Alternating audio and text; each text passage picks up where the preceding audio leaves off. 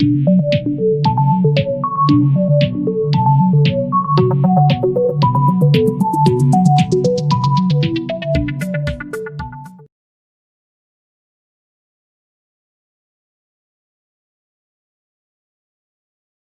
tarde a todas e todos. Mais uma vez, né, é um prazer enorme tê-los aqui e tê-las aqui para a gente discutir um tema tão interessante, um tema que também já é em consonância, né, a cara do projeto, porque café, cultura e diversidade, então todos os temas que a gente julga relevantes em relação a sociedades, em relação a identidades e a discursos, a gente acolhe, né? E com a filosofia não é diferente. Então essa é a 21ª edição, né, do nosso terceiro ano já entramos no terceiro ano e essa é a primeira edição deste ano, né, 21ª, portanto, ao todo. E ninguém mais, ninguém menos que quem já esteve aqui também, como todos nós, né, participando, interagindo, e hoje vai conduzir a fala, né, a discussão, que é Bebas Alves, Vevé Everardo, né, o múltiplo, né, em nomes e em abordagens. Então, não digo mais do que isso, porque Vevé mesmo apresenta-se e ele vai nos conduzindo aí. Muito obrigado por ter aceito o convite do Raul Lopar. Obrigado.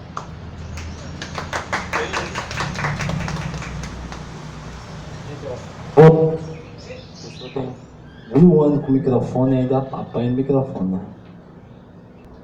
Tá, gente, ó, assim, tem uma passagem do Foucault na ordem do discurso, que eu gosto muito, que é quando ele fala que ele não quer tomar a palavra, né? Ele quer ser envolvido pela palavra.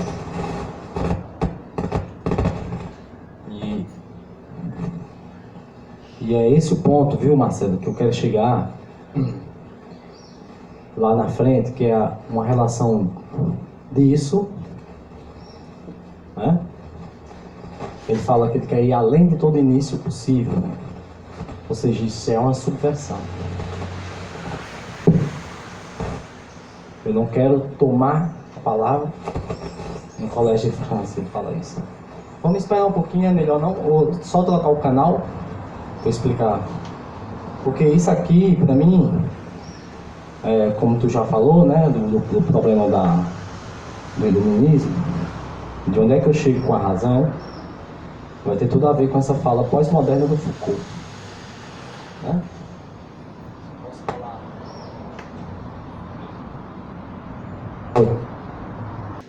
Gente, assim, ó, porque veja, eu tava falando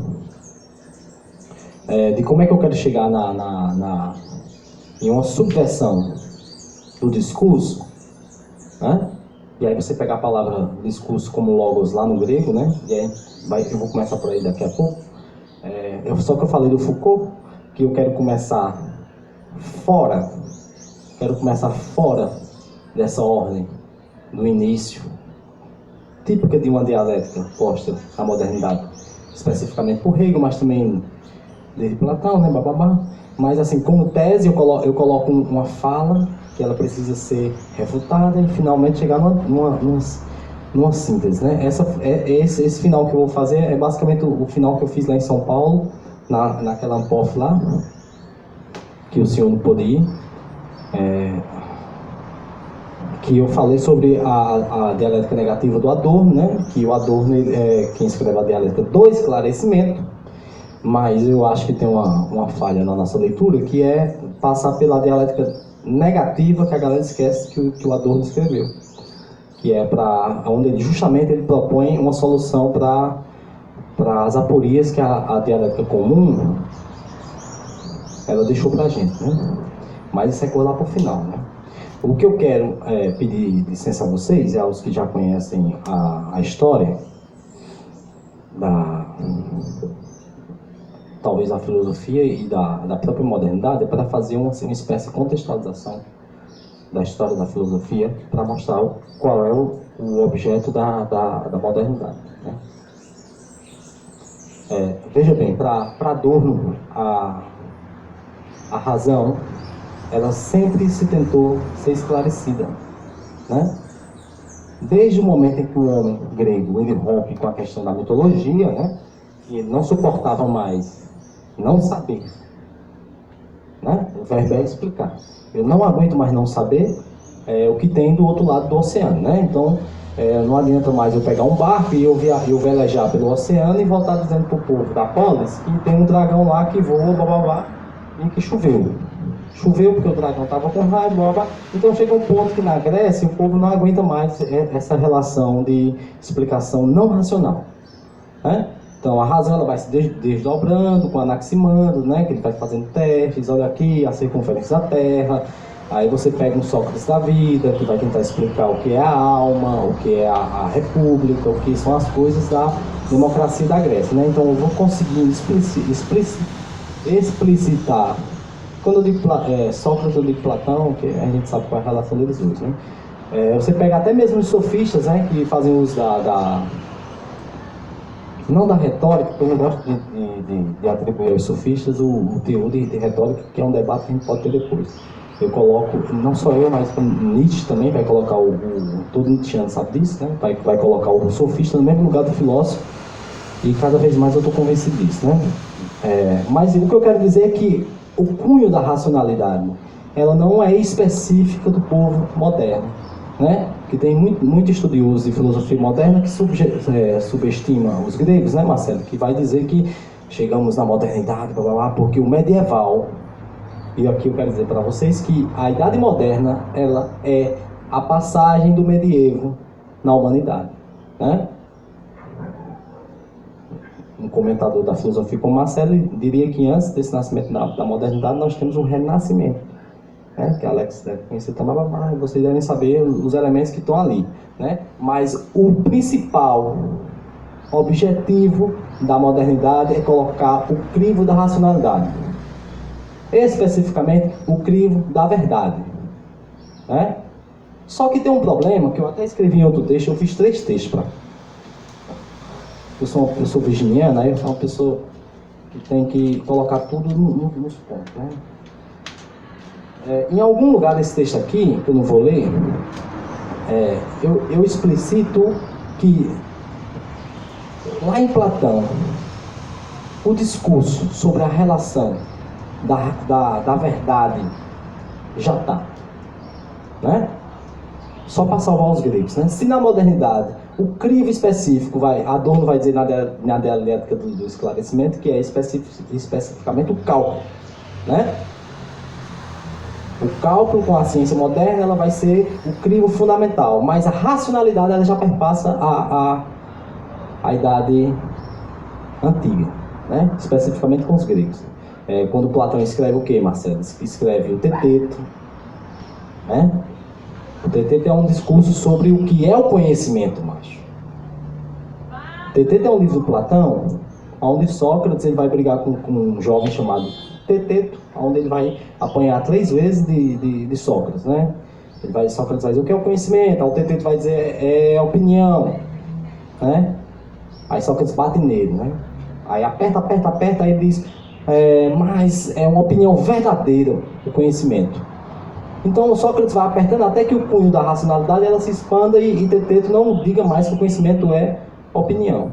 O que vai acontecer na modernidade é basicamente isso. Eu não tolero também mitologia, nem tolero mais a idade das trevas, né? Eu não tolero mais, e agora eu vou entrar nessa contextualização do povo da efervescência política do nascimento ali da modernidade, que é quando eu saio do medieval, eu saio todo areado, né? Os comentadores vão dizer, o Real vai dizer isso, Marilena Chauí vai falar, todo mundo vai falar isso, que eu saio todo areado porque eu tenho uma crise, especificamente como essa crise de 2021, que é a crise das identidades e da política, até que o Marcel veio falar aqui sobre isso aqui, né? Da representação, bababá, que é justamente o que o povo da modernidade passava e a gente não sabia. Viu, Marcelo? Porque veja bem, com Hobbes, eu vou colocar agora em xeque essa passagem, né, Marcelo? Que é a passagem da monarquia, que Nietzsche vai ficar louco. Vai ficar louco, né? Literalmente. Vai ficar, porque ele não consegue entender como é que o povo vai trocar aquilo que é da monarquia, porque pouca gente sabe, mas Nietzsche vai rodar, mas vai ficar querendo defender essa questão da monarquia. Como é que eu troco essa solidez, e aí você coloca Maquiavel como o pai da modernidade do ponto de vista político, Se você perguntar, velho, epistemologicamente, do ponto de vista do conhecimento, onde é que nasce a filosofia moderna? Eu vou dizer com Francis Bacon, né? Aí o outro pode dizer, foi com Descartes, tudo bem. Com Francis Bacon é que nasce mesmo, que é a filosofia experimental. Mas, do ponto de vista político, a filosofia moderna nasce com quem? Com Maquiavel. Que aqui nós já temos aqui, você olha para a minha mão esquerda, você imagina aqui um reino.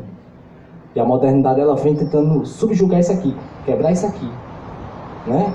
Aí você vê um Hobbes aqui querendo quebrar, todo mundo tentando explicitar. Aí você vê um Rousseau também chegando querendo dizer que não dava mais, né? Você tem a Guerra dos 30 Anos, você tem um monte de coisa que acontece do ponto de vista daquela época ali do século XVI, que vai ser uma loucura maior do sociopolítico na Europa, sobretudo. Então, assim, estava insustentável a monarquia. E o povo também, do ponto de vista da religião, e religião, vocês sabem disso, religião não se separa de sociedade civil, nessa época, porque os tributos eram enormes, e o povo não aguentava mais pagar tanto tributo, aí chega o Lutero e diz, não vai dar mais certo não, bicho. Então imagina a cabeça desse povo. Né? Eu tenho uma saída do feudalismo, eu tenho um monte de filósofos querendo pensar, se bem que Tomás Aquino pensava, né? Santo Agostinho, maravilhoso. E eu não falo isso para fazer a média não, mas porque Santo Agostinho é maravilhoso mesmo. Então, você... Isso, então você pega esse povo aí, que deu essa pausa em tudo que os gregos fizeram, porque vocês sabem que os romanos ainda dão uma preservadazinha nas coisas dos gregos, né? E os gregos eram maravilhosos. Para Nietzsche, a questão é que a arte grega, já antecipando, a arte grega, ela consegue sublimar a violência. É um povo violento, né, Marcelo? O povo grego é um povo cheio das guerras. Aí você pega, as tragédias, né, que conseguem representar essa violência, eu consigo sublimar. E a arte, pelo menos para mim e para vários comentadores, é a sublimação. Né? É uma espécie de recalque. Na sociedade contemporânea, na sociedade do espetáculo, por que é que até Chico Buarque vai falar disso, né? Um crime para comentar, um samba para aplaudir, né? Tipo, o regime, do Estado, que todo Estado é opressor, ele é tão esperto que ele deixa que ser sublimado. Né? Isso é uma arte do capitalismo, que é justamente fazer com que eu me contente com essa... eu vou a um filme, eu vou ao cinema ver um filme que vai sublimar minha raiva sobre revolução. Os caras fazem pagar hoje em dia para fazer um filme sobre revolução. Né? Que ali eu deixo minha raiva, vou para casa e vou pagar meu boleto. Então, assim, essa também é uma das formas do capital. Mas, voltando para o nascimento da modernidade, quando pego com Francis Bacon, o que é que Francis Bacon faz para nascer a modernidade? Eu quero que fique em sua cabeça que sai a Idade Média. Né? Primeiro você vai pensar assim, eu tenho a Idade Clássica aqui, né? Você coloca Platão, Aristóteles, esse pessoal da efervescência da racionalidade, né? Que eu vou pensando, já queria saber o que é o conhecimento empírico, qual é o conhecimento verdadeiro, tá entendendo? E aqui, esse conhecimento ele leva uma pausa, né? Aqui eu vou pular um monte de coisa, obviamente, não vai dar tempo, né? Que é os romanos, mas quando você entra na Idade Média, desses 1000 anos que a gente chama comumente da Era das Trevas, eu tenho tudo pausado, do ponto de vista da arte, né, da escrita. Aí quando chega na Idade Moderna, a invenção, muita gente considera que a invenção da máquina de imprimir é o grande salto. Porque aí, meu amigo, tá todo mundo doido agora, tá todo mundo livre, e todo mundo pode falar, e todo mundo quer publicar seus anais, né, Marcelo, de ciência, e a galera, essa invenção técnica, ela expande tudo. Todo mundo vai publicar agora.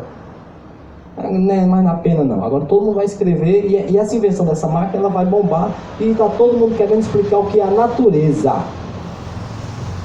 Eu quero explicar o que é a natureza. E Francis Bacon vai morrer com a galinha nas mãos, né? Fazendo experimentos com as coisas da natureza, né? Saber é poder. O pai da modernidade vai dizer isso. O saber é poder. É a hora em que o homem se sente Deus, A modernidade é a hora que o homem se sente Deus diz, agora é o seguinte, meu amigo, eu sou o centro. Eu vou explicar o que é o mundo. O homem moderno é isso. Que é esse, o pai desse homem complexado de 2021, que agora ele não sabe mais nem para onde expandir, e o meio ambiente está se acabando, porque ele explorou tanto, é lá na modernidade. Viu, Alex? Quando eu me autodenomino dono da natureza, e eu vou explorar a natureza, seja com navegação, seja com ciência experimental, né, seja com todo tipo de expansão mercantil, eu tenho uma natureza de 2021 acabada, né? Porque a modernidade ela nasce como impulso, acelerado, forte, Galileu Galilei.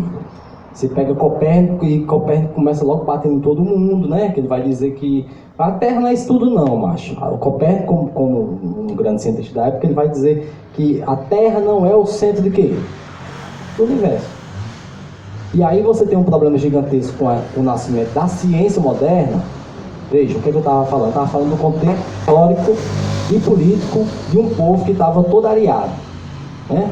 O povo não queria mais esse negócio. E aí, se você pega esse contexto do povo que não aguenta mais pensar em relações a reinados, entende? Você vai entender o que em 1879 vai acontecer, que é a Revolução Francesa. 1700, perdão. Foi. Você vai entender o que acontece na França, pouco tempo depois, e do ponto de vista da história, 200 anos não é nada, né? Se você entender o que é isso, né? A gente tem até um grupo lá que a gente falava sobre isso aí, do Hobbes, do Maquiavel, que o Hobbes ainda tentava salvar a coisa lá, né? Do reinado. Mas Rousseau, ele já chega falando do que é obrigado, nós temos aqui... Tem até a...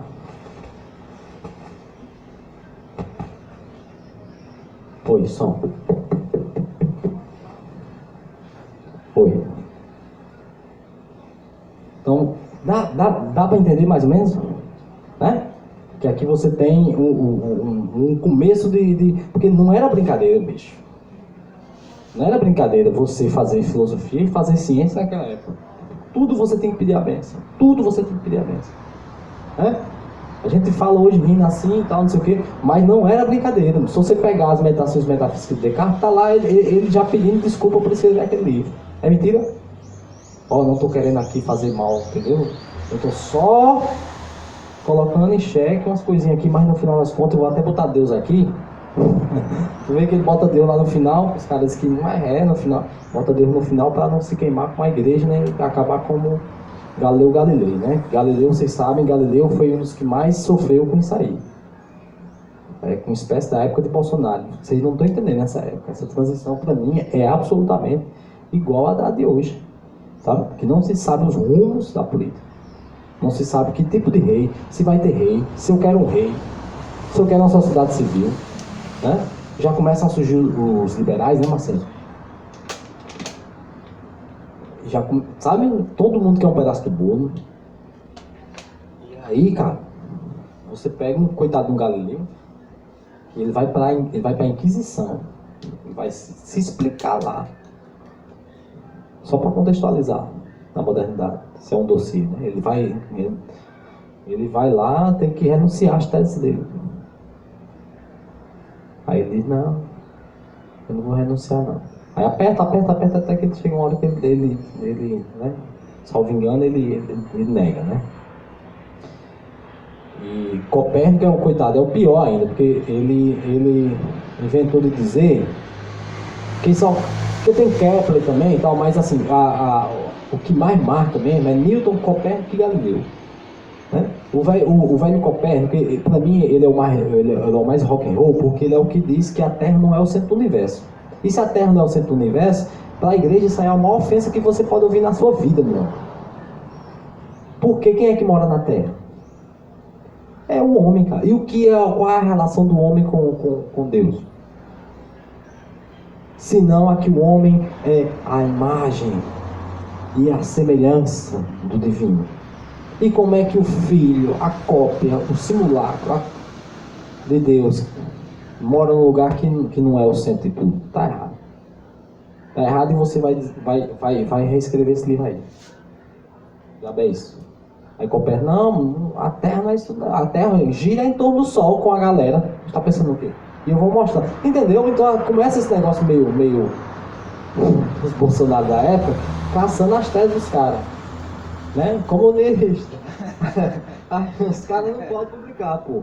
Entendeu? E Descartes está nesse meio aí. Do ponto de vista da filosofia do pensamento epistêmico, né? Que é a filosofia do conhecimento, que é na filosofia a gente chama de epistemologia, é o estudo do conhecimento. Você vai ter René Descartes, que é o pai da filosofia moderna, que a gente deve muito a ele hoje, os psicólogos, sobretudo, né? Que é o pessoal da filosofia da consciência. O que é que Descartes faz? Descartes dá logo um chute. Ele dá logo um chute nessa questão tá filmando, mas todo mundo no Juazeiro sabe que eu filmo. A questão é que Descartes, ele começa logo dando um chute em tudo. Ele diz, olha, não quero trabalhar com mito, não. Né, Marcelo? Eu não trabalho com mito. Eu quero uma verdade indubitável. Aí ele cria um conceito chamado dúvida hiperbólica. É uma categoria. E essa dúvida hiperbólica, ela não é uma coisa que é em vão. Ele coloca em xeque tudo que ele vê. Que é a grande tristeza do filósofo, é confundir Descartes com um cético comum. Se você precisa aprender alguma coisa sobre Descartes aqui hoje, é que ele não é um cético comum vulgar. Ele ficaria muito feliz com isso, né, Marcelo? Sobretudo os cartesianos, porque ele não é um vulgar. Aí ele duvida se a cadeira existe, né? São 6 meditações no livro, até ele chegar a uma coisa que ele não pode duvidar. Qual é?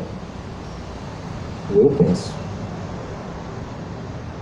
Ele coloca tudo em xeque nessa proposição, que é o eu penso, até ela resistir a tudo. Né, Marcelo? Ela resiste a tudo. A qualquer embate. Ele chega até a formular que existe uma entidade que pode enganar ele, que ele pensa. Quando ele pensa que está pensando. Aí ele diz, mas ele não pode me enganar dizendo que a camisa de Alex ela é preta. Mas ele não pode me enganar no quê? Que eu penso. Que eu existo, porque até para pensar eu preciso existir. Então existe uma relação da existência, do pensamento da existência. Para que ele me engane, eu preciso existir. Aí ele coloca em xeque o gênio maligno. Entendeu? Para eu duvidar, para ele me enganar, ele vai enganar quem? Então o doido é ele, né? Que ele vai falar sozinho, o gênio maligno fala só. Então, eu preciso existir. Então, o princípio fundamental do Descartes funda é o eu pensante. E daí você coloca na sua cabecinha que nasce para nós, a filosofia, o princípio da subjetividade.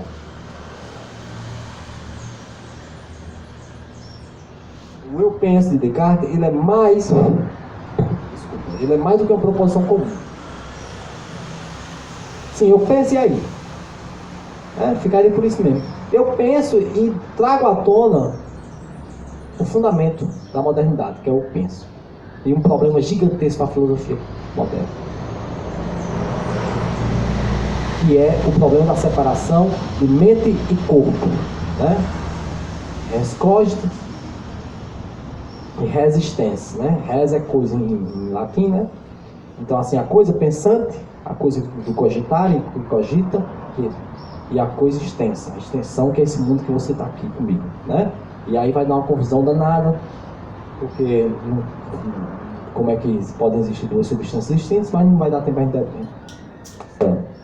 Esse embate aqui também não é tão interessante para a nossa metodologia. Né? O que eu quero que você fique sabendo é que, do ponto de vista da história da filosofia e da humanidade, eu tenho o nascimento da subjetividade. Não existia a subjetividade. Né? Muitos comentadores costumam dar até um exemplo que é você pega em Roma, um romano, ele não era Lúcio, cara,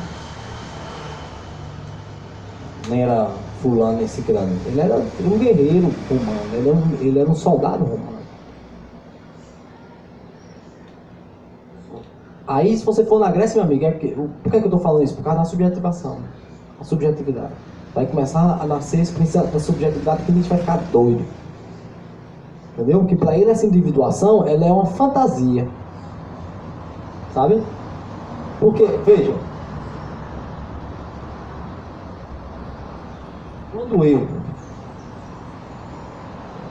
suponho que existe um eu puro, eu Descartes, eu estou tirando todas as afecções. Porque esse eu que Descartes ele coloca no liquidificador, Alex, ele sai puro, né, Marcelo? Para Descartes é um eu puro. E aí, ele é um eu vou apertar um pouquinho aqui. O eu, ele vai findar, Marcelo, sendo uma parte separada do Estado. É isso que Nietzsche não quer falar. O medo de Nietzsche é isso. E tem o ensaio sobre psicologia contemporânea de Paul Bourget, que ele escreve para Baudelaire. Ele coloca o termo decadência, né? E Nietzsche lê esse livro e ficou muito apaixonado por esse livro e vai entrar na questão da decomposição. Nessa passagem da vida de Nietzsche, ele coloca justamente o problema da decomposição na arte. Um dos elementos, do ponto de vista orgânico, que fazem parte do corpo, vamos supor um mapa, e várias partes do mapa como partes, obviamente, de um todo, né? Então, para ele, as coisas que vão ficando independentes é um problema gigantesco.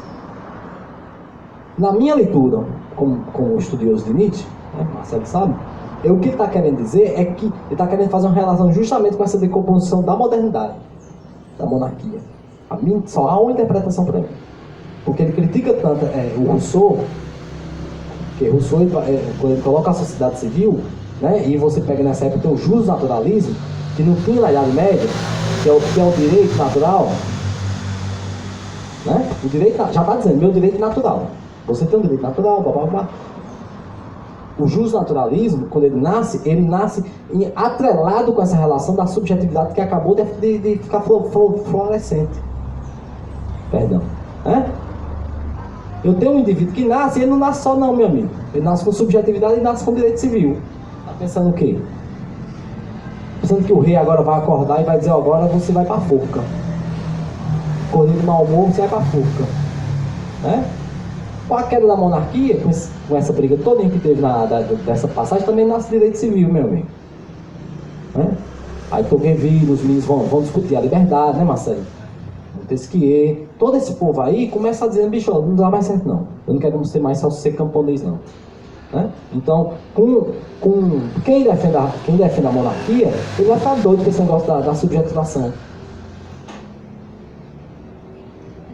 Né? E o Nietzsche, ele já fica meio ali, que ele acha que essa decomposição da obra de arte, aí tem uma relação com Wagner também, uma obra ela precisa ser concisa, meu amigo. Que é super careta.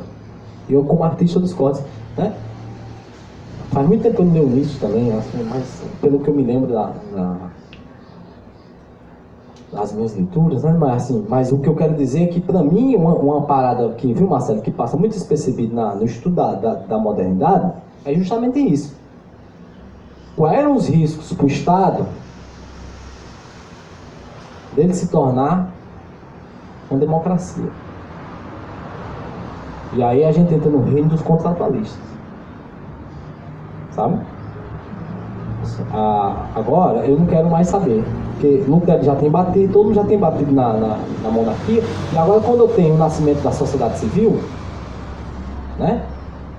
E não tem mais rei, isso aí é a juventude da burguesia, né, Marcelo? A jovem burguesia. Tá ali todo mundo, tudo é novo. Tudo é novo e é uma festa. É uma festa, ninguém mais pedir mais nada. Não tem mais rei para botar boneco. Agora vamos expandir. A igreja estava atrapalhando, o rei estava atrapalhando, agora é nós. Né? Essa sociedade que a gente vive hoje nasce ali. Né? O povo pensa que liberal nasce com Paulo Guedes, mas nasce não. Nasce nessa época. Já tem liberal. O povo estava doido para expandir, macho. Então, o velho Rousseau ele vai dizer: olha, vamos criar um contrato. Porque alguém tem que garantir a sua sobrevivência, cabra velho. Vai ficar no meio do mundo doido. Né? mora num sítio, Alex mora num sítio, eu moro num sítio, e como é que quem vai defender ele vai me defender? Estado de natureza. O famoso estado de quê? Natureza. Então vamos demarcar, como diria Popper, né? Vamos fazer uma demarcação. Quando você vai alienar a sua força de violência na sociedade civil, olha essa onda, viu Alex?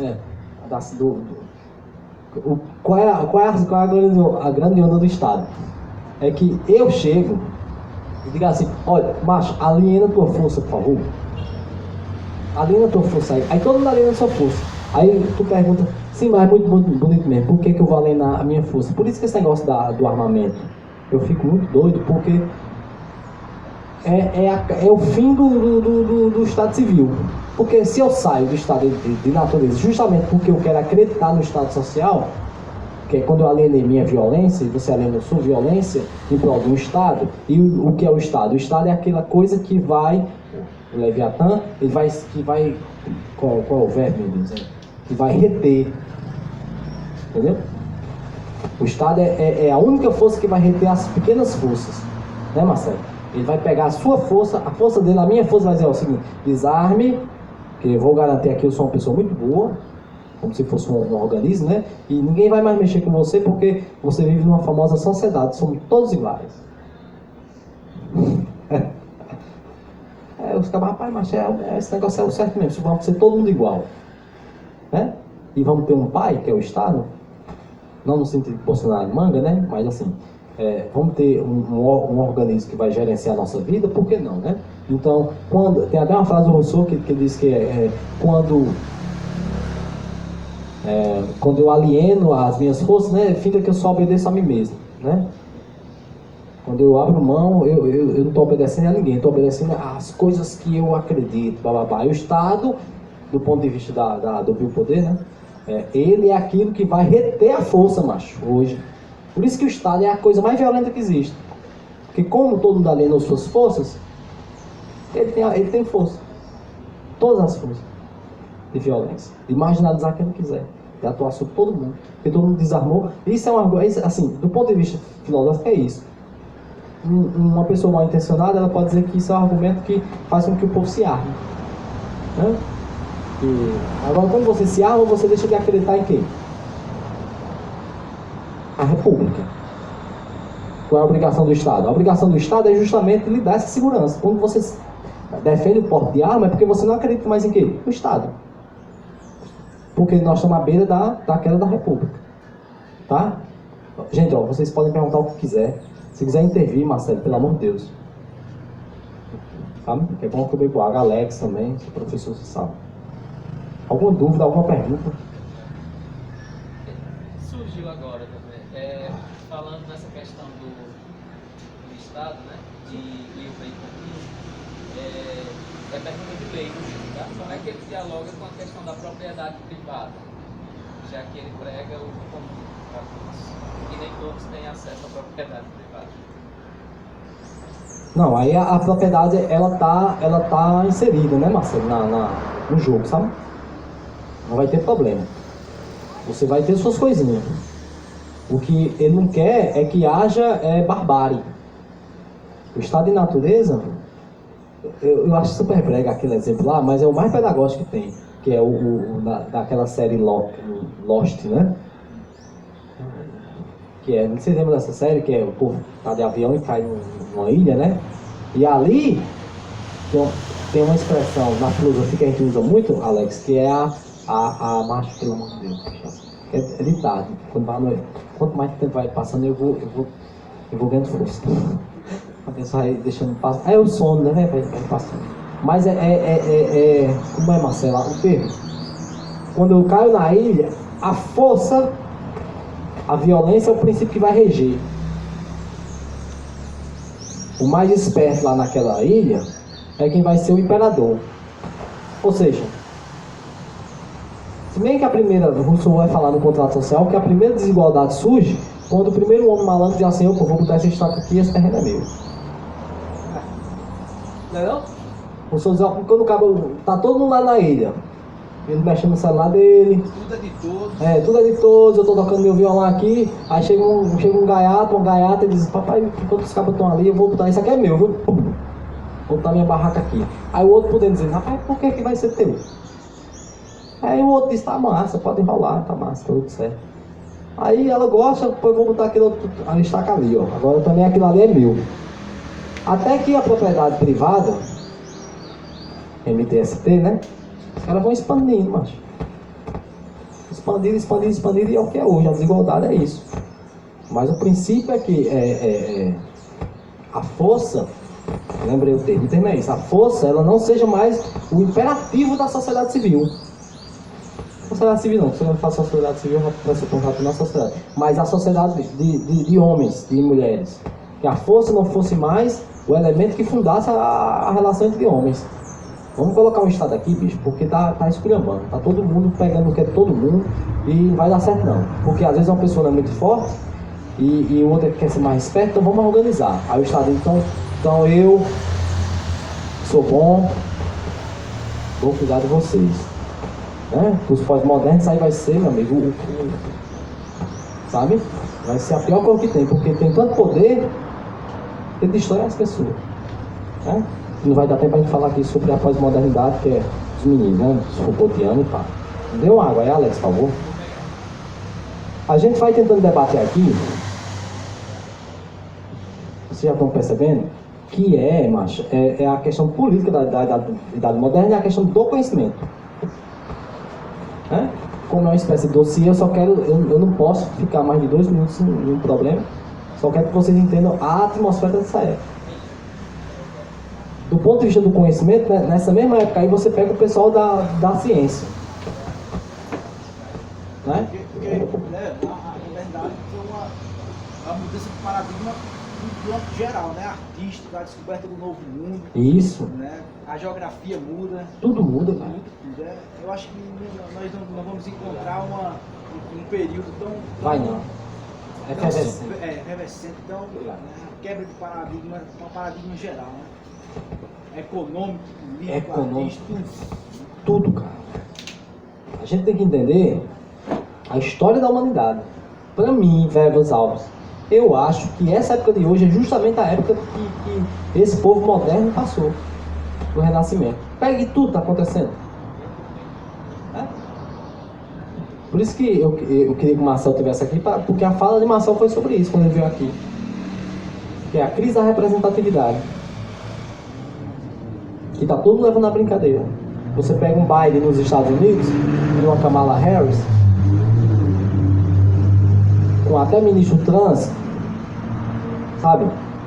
Até a galera tira onda que agora os mísseis vão vir com as cores LGBT, né? Ou seja, o imperialista continua sendo imperialista, mas tudo bem. O que eu estou querendo dizer é que do ponto de vista simbólico, é uma loucura. 2021, 2020, entendeu? Botaram o Bolsonaro aí porque o povo não está aguentando essa revolução. Da internet e da política. Essa nova geração está, arrepiando, né? Em todos os parâmetros. Até a economia se quebrando aí por cima do mundo. Então a modernidade é isso. A modernidade não é essa caretice, não. O povo acha que vamos falar sobre a modernidade. Mas a modernidade é isso, cara. A modernidade é pai de sair. Somos filhos, né? Filhos da modernidade. Há 40 anos atrás, os pós-modernos, o povo pensa que a modernidade vem acabar agora, bicho. Nietzsche morre em 1900.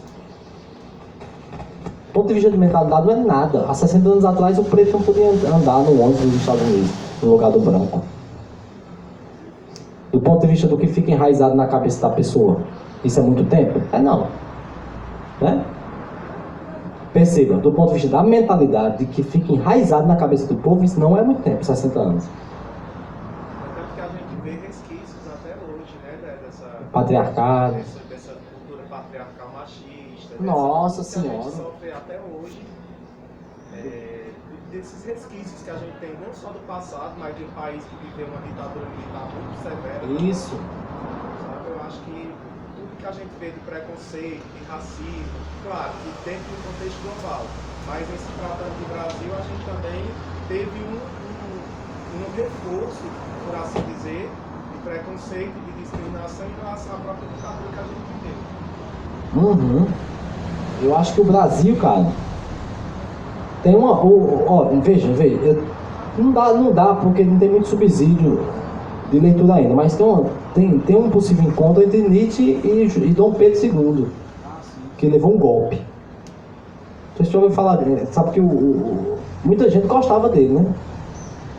Peraí, contextualize, né? Eu não estou falando que eu estou defendendo o monarca. Eu estou querendo falar que do ponto de vista da época, quando ele chega com outras ideias, pelo que eu sei, né? Com mais erudição. Mais erudição e menos barbárie.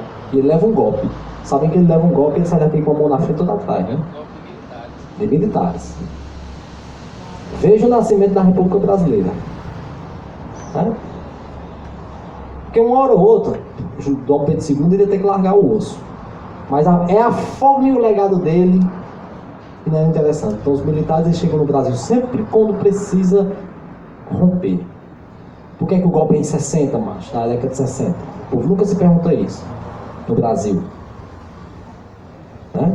Na década de 60 tem a queima dos sutiãs, né? Tem o como é que se pronuncia? Sionistas na França, né?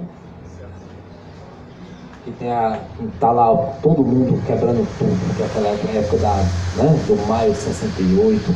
Então essa época rodava uma atmosfera de uma transformação na estética, né? As peças já eram outras, a arte já era outra, o rock já era outra coisa, e ninguém leva isso a sério, entendeu? O rock como elemento de um dispositivo que acelera outras relações, o Woodstock, a relação do Woodstock, entendeu? Esses impactos da arte, da estética, a televisão, várias coisas que aí você tem que colocar no bolso também aí a veia sociológica tem que falar também, porque tem a Revolução Industrial que está naquele bojo, né? E a Revolução Industrial, ela, minha amiga, ela também é outra coisa que não vai dar muito para falar aqui, mas vocês sabem que ela modifica tudo. Porque existe uma relação entre a tecnologia, que é aquele que a gente falou no começo, eu e Marcelo, que é assim, o esclarecimento é isso.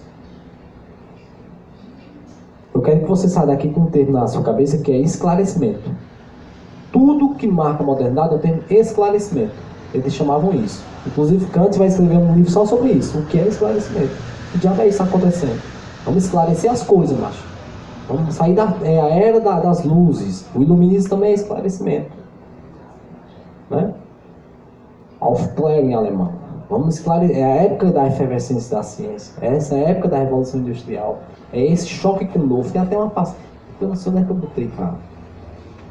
Mas a gente pode ler daqui a pouco, sabe? Deixa eu só procurar aqui. Esse seu comentário tem super a ver com o que você falou anteriormente, assim que eu cheguei, que já tinha falado, sobre que eu vejo muito a sua fala em relação ao Estado e o que você falou agora sobre mecanismo de controle. Ou seja, o que é a polícia, o que é essa defesa? Será que realmente ela está para nos defender ou é um simples mecanismo um complexo mecanismo de controle exatamente porque essas situações acontecem no país? Ou seja, quando você fala sobre arte, quando você fala em iluminismo, quando você fala em revolução, sempre tem pessoas saindo, entre aspas, do seu quadrado, ou seja, saindo desse enquadramento que o Estado nos força a ser. Então, nós, como mecanismo de controle, entra exatamente a figura da polícia para tentar colocar essas pessoas, vamos dizer assim, no seu quadradinho de volta. Isso, cara, isso é a pós-modernidade. Olha aí como a gente precisa entender qual é o contexto histórico. Se eu tenho um soberano, né, Marcelo? Se eu tenho esse soberano que nasce na modernidade todo cheio de pompa, os pós-modernos vão dizer isso aí, tá errado, bicho. Deve poder demais. Aí você está falando da biopolítica. E tem o pessoal da filosofia africana, o Achille, né? Ele vai falar que justamente a sociedade da vigilância. bebe muito no Foucault ali, né? Foucault é mais velho que ele, nas escritas. Foucault é maravilhoso, cara. Porque as instituições que nascem com o Estado, veja aqui, ó, eu pego aqui na minha mão esquerda o nascimento desse Estado, né? Como um organismo cheio de coisinhas, né? E aqui Foucault vai chamar de instituições.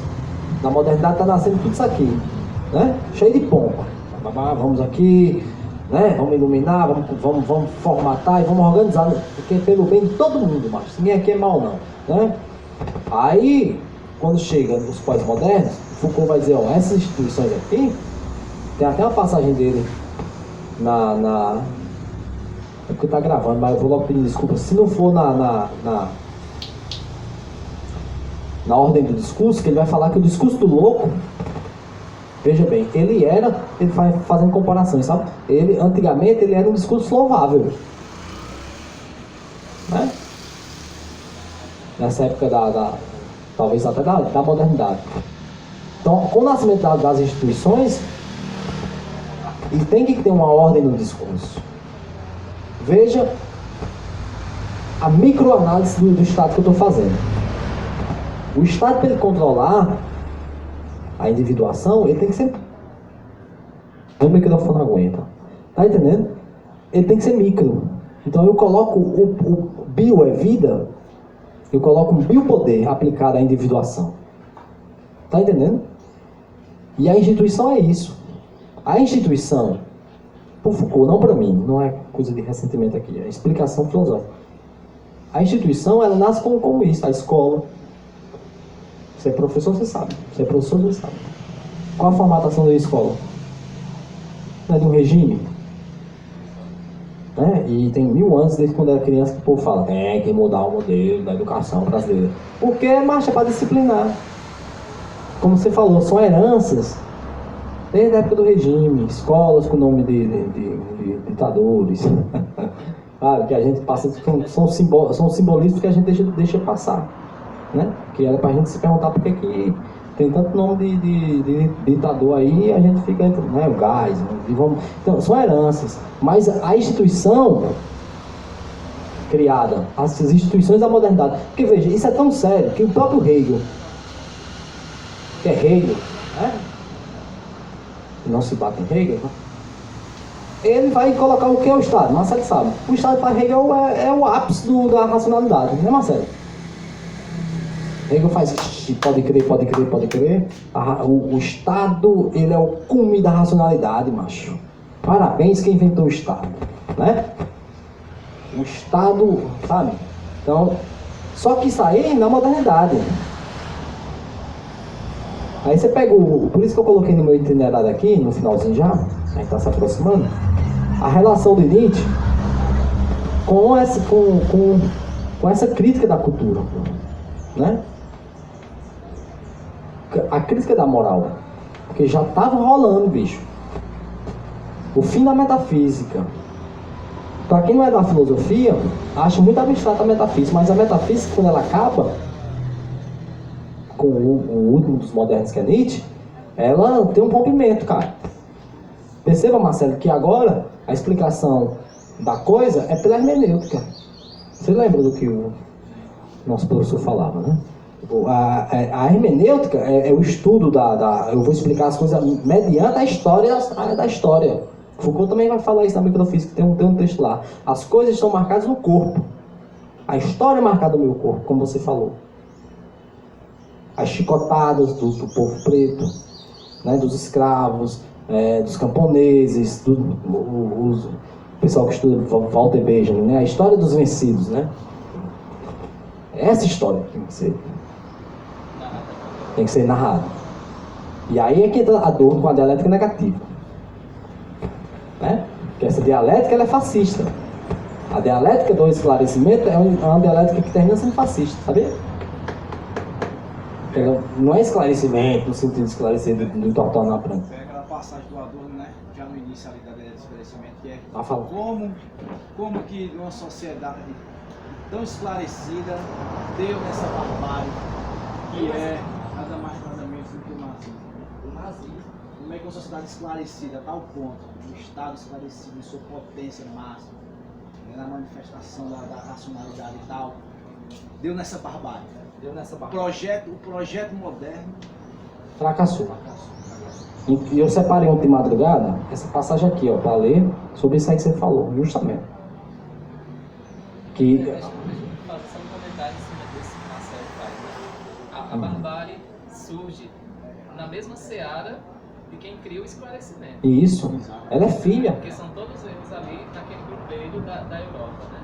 Então, o mesmo sistema que falou-se aqui no capitalismo, o mesmo que louva tanto a iluminação, que louva o esclarecimento, é o mesmo que coisifica pessoas. E é uma contradição aí, eu estou só jogando. Exatamente, aquela questão que eu disse, né? A luz foi tão forte que cegou. A luz foi tão forte que cegou. Isso. Exato. O primeiro homem que saiu da caverna, por exemplo. E aí você faz uma relação com Auschwitz, né? Os experimentos de Auschwitz.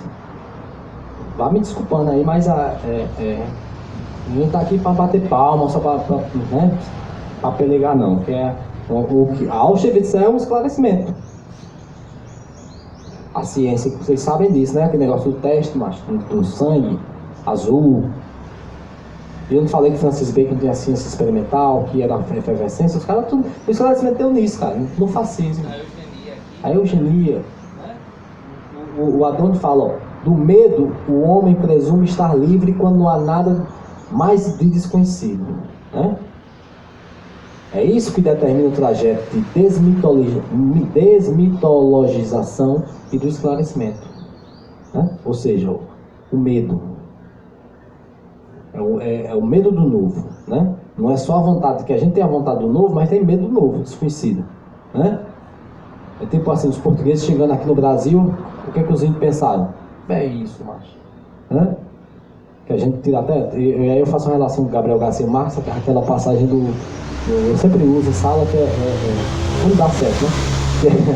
Que é a dos ciganos, não sei se tu se lembra, que os ciganos chegam em Macondo e vão vender gelo, macho, né? E o povo de Macondo, do livro, Cena de Solidão, fica espantado e feliz.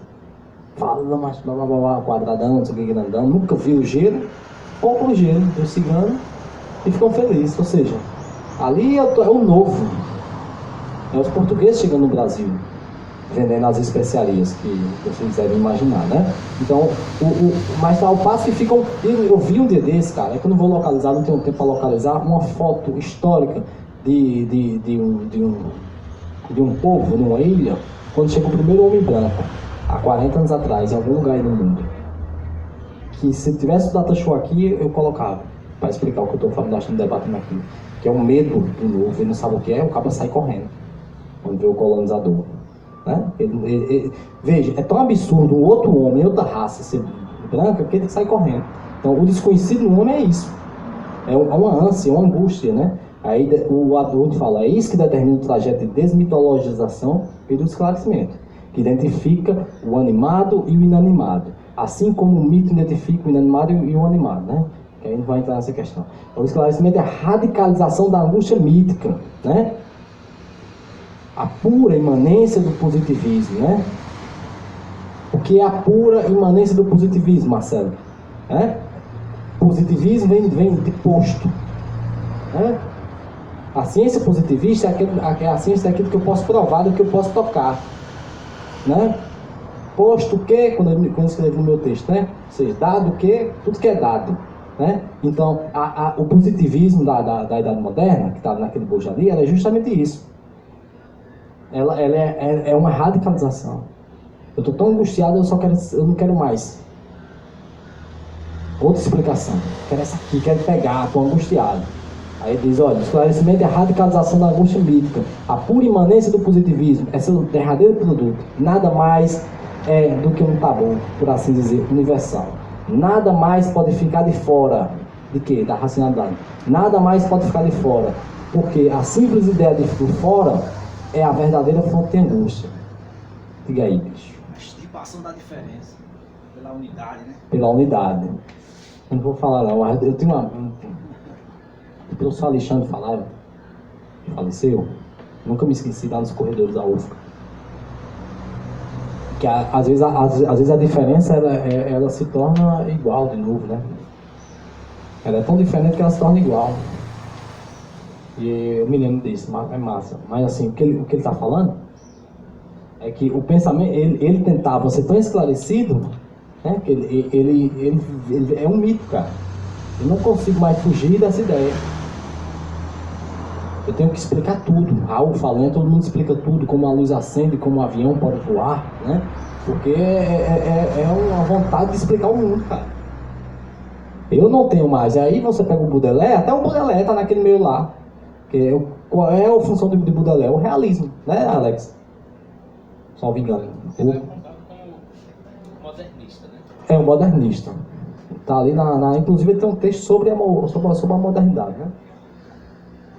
E tal. Mas assim, ele é um outro tipo de poesia.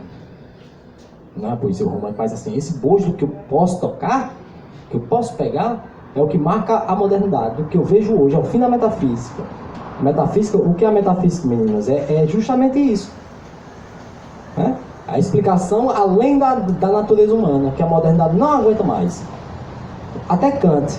Kant ele vai colocar no eu pensante, nas categorias do entendimento, a explicação para o mundo. E Nietzsche vai dizer, Kant quase acaba com a metafísica, primeiro que eu. Né? Porque eu tenho a natureza, o homem no meio e o céu. E a explicação desde Platão era aqui, ó, no céu.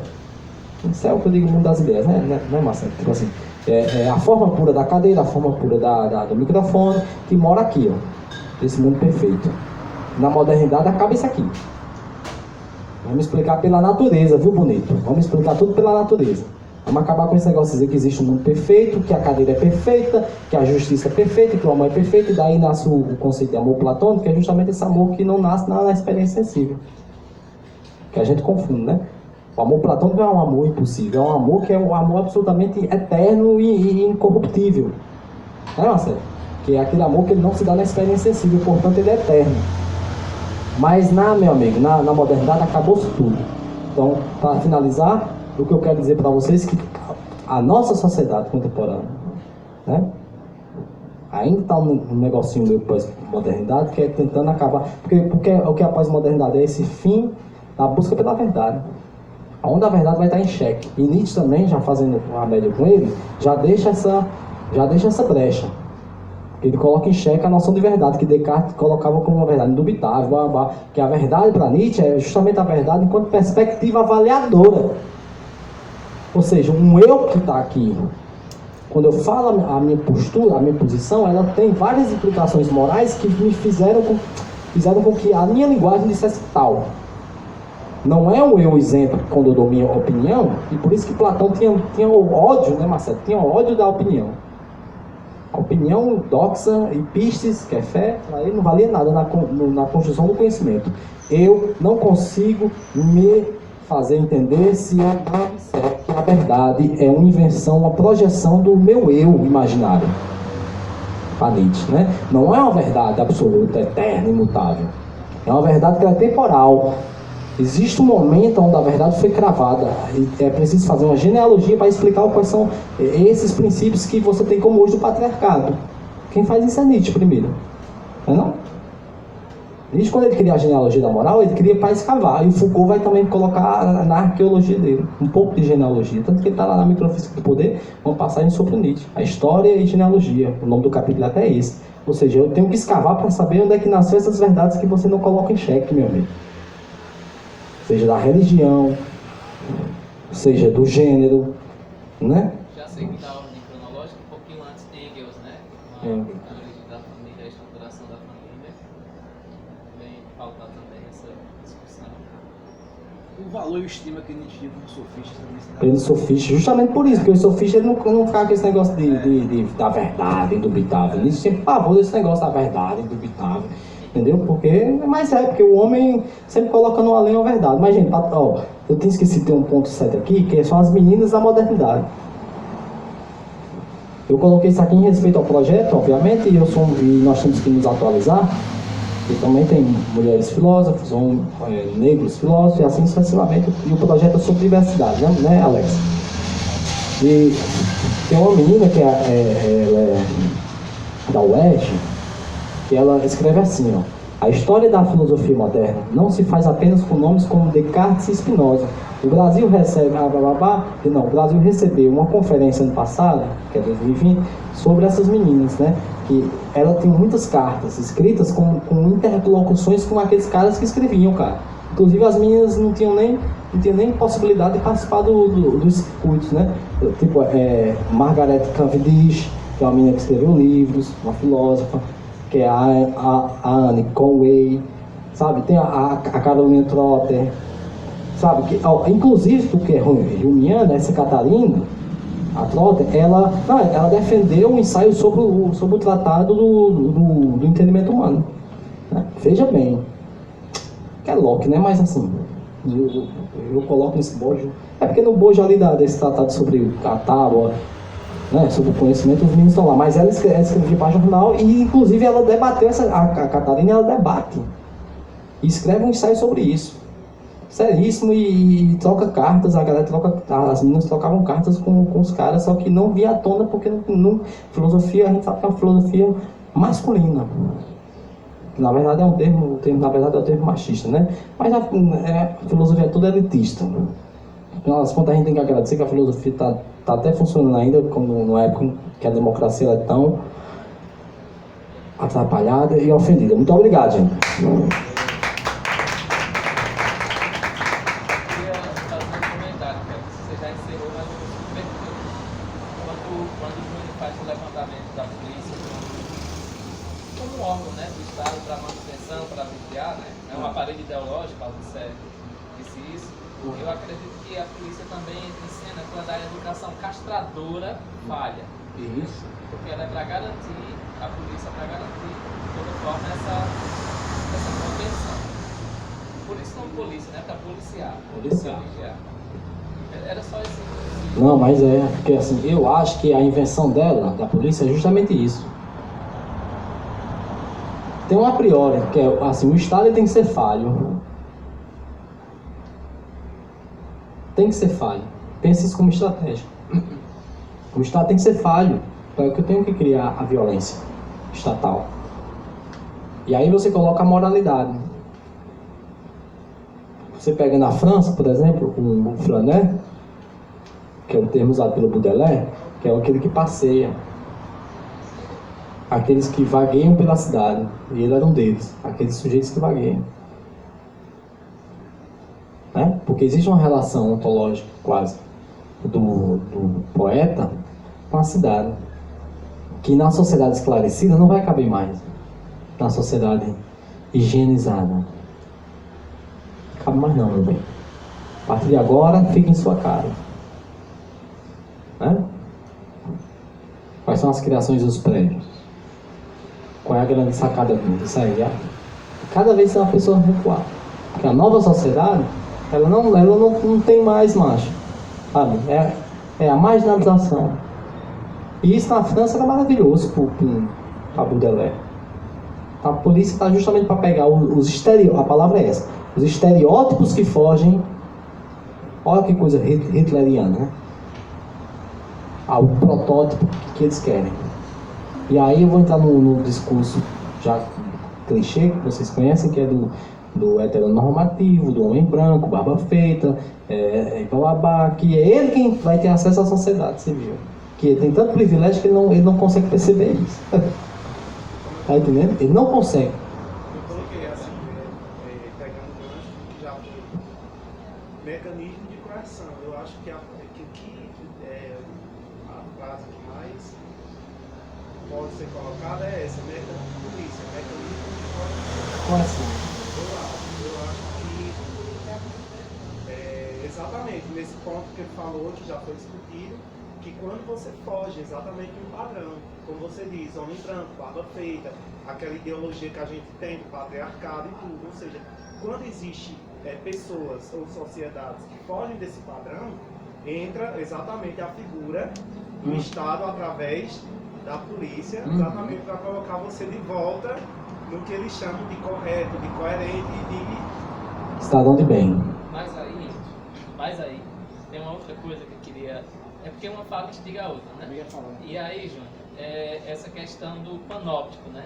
mesmo quando a polícia não está presente, há uma sensação do Estado presente. Isso. E só isso já Big Brother, me castra, já faz com que eu não realize determinadas coisas, mesmo estando sozinho ali. Porque tem um grande olho, tem essa coisa que já nos injetaram, sabe? E a gente pode até citar coisas que recentemente, dentro do contexto histórico, eram tidas como criminosas e que hoje existe lei de proteção. Posso citar a questão dos negros, dos homens pretos, que não podiam nem frequentar a escola, né? Posso citar também a questão da homossexualidade, que já foi encarada como doença e que era crime, e que hoje existe lei de proteção. Então, a mulher votar, né? Até a recente. mulher votar. Então, nesse contexto, a polícia também entrava, ou seja, pessoas eram presas, pessoas eram mortas, pessoas eram torturadas. E que em nome de quê, né? Exatamente. Então, a polícia também entrava. Então, existe também o contexto de modificação no sentido positivo.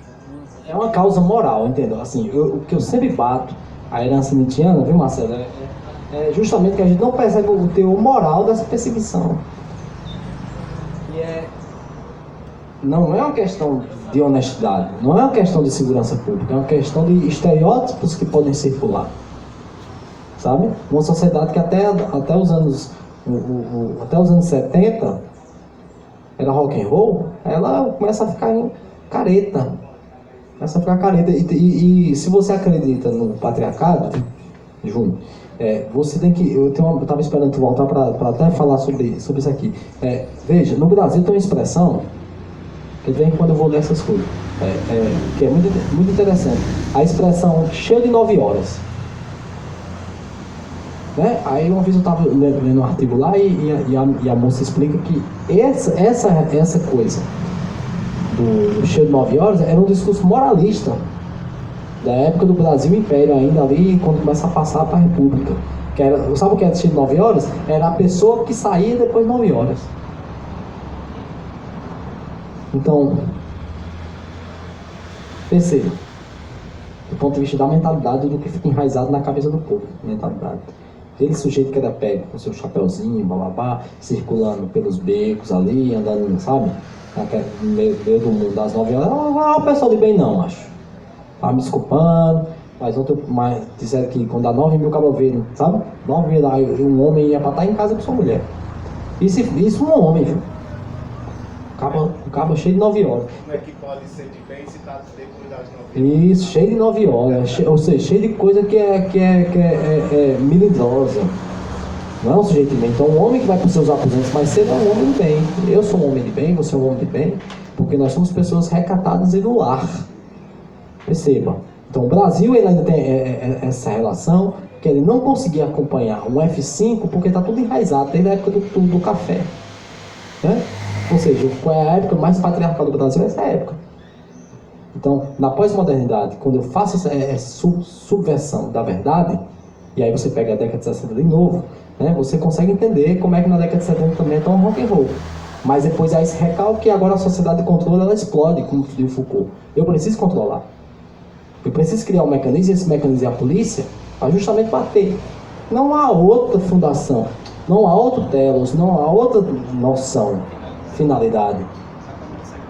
Porque, só para terminar, não há outra finalidade na criação da polícia, até o Kant fala disso, não vou entrar nisso, como a parte positiva, que seria garantir a ordem pública, né? Que é aquele negócio do contrato social, mas isso é uma retórica. No Estado contemporâneo, o que eu tenho é a violência, e você pega governadores como Witzel, um discurso do Bolsonaro, qual é a eleição qual é a coisa do Witzel que Dória também fez, em São Paulo e agora recuou, né? De caçar o povo, que Dória entra em São Paulo dizendo que vai botar para a polícia atirar, que é o discurso que vem, é mentira? Aí depois ele recua porque ele fica contra o Bolsonaro e vai querer voto, né? E a questão é voto. Então assim, eu tenho uma política que eu pego um X e coloco nas pessoas, que são os estereótipos. A priori você não faz parte desse estereótipo, né?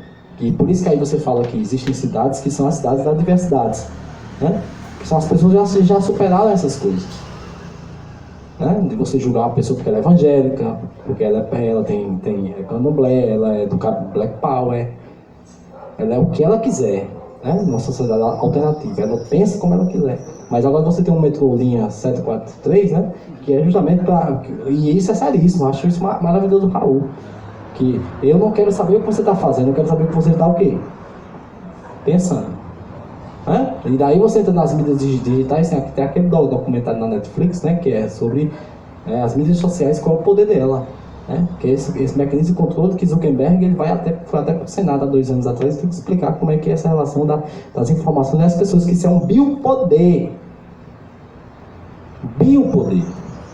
Tá gravando. Né? Eu acho.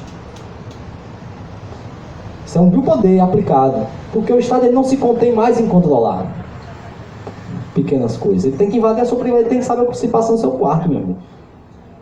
Metrô linha 5, né? Ele tem que saber o que você está falando com sua namorada. Porque o capital e o controle, né? Você fala no celular e aparece a propaganda do celular, né? Você bota no Google liquidificador, vai aparecer a semana toda em liquidificador em oferta para você. Porque eu preciso controlar você e formatar esse sujeito. Então o sujeito offline, perceba, o sujeito offline é a maior subversividade que você pode ter na sociedade pós-moderna. Se você pega a tecnologia, tecne, como a Marcelo estava falando, né? Tipo assim, uma técnica que ela nasce lá na técnica enquanto conceito de técnica, né? A técnica do homem que vai dominar a natureza, e na modernidade vai ser mais dominação, né, Marcelo? Vai ser mais dominação ainda, como eu já falei, eu não vou voltar isso aqui. Né? E se eu pego uma técnica, veja, a técnica para Aristóteles é uma coisa bonita, né, Marcelo? Que eu vou lá, né, vou desenvolver na poiesis, mas na modernidade essa técnica é esclarecimento. E eu falei para vocês que o esclarecimento é a Auschwitz. É o sangue azul que vai ser aplicado para nós testar. Eu preciso testar, né, os loucos do esclarecimento, né? Então essa técnica, né? E o Marcuse vai falar sobre isso aí, que é um marxista maravilhoso, né? O Marcuse, a questão da ciência e da técnica, da responsabilidade, não tem uma eticidade na ciência contemporânea, não tem eticidade, porque ele não tem controle sobre os princípios de reflexibilidade. Né? É por isso que eu acho que até falava contigo numa época que é tipo assim, o Einstein ele escreve por Freud. O nome do texto, vocês podem procurar aqui na internet, é Por que a Guerra? Porque ele é cientista, ele não sabe, bicho. Porque a guerra é justamente o reconhecimento do homem da técnica, que ele não tem condições de refletir sobre o que ele cria. Então, quando eu crio uma bomba atômica, eu vou dormir tranquilo porque eu não tenho princípios de reflexibilidade. Eu sou um homem que atende à norma do esclarecimento. Como a gente estava debatendo agora. Eu venho numa bicicleta tão de pau, correndo, permeado pelos princípios da modernidade, que é de domínio sobre a natureza, e vamos lá, que eu crio coisas terríveis, com Hiroshima, né?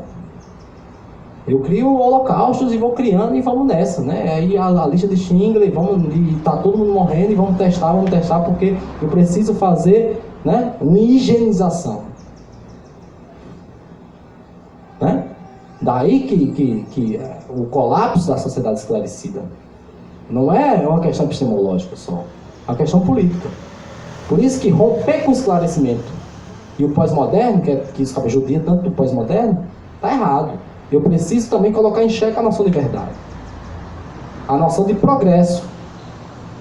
Por isso que o povo tem raiva do não ordem e progresso, os pós-modernos. Sabe? Porque esse progresso é um progresso fascista. E a minha relação, eu falei daquele meu texto lá de São Paulo lá, eu até falava isso lá, que era justamente isso aí.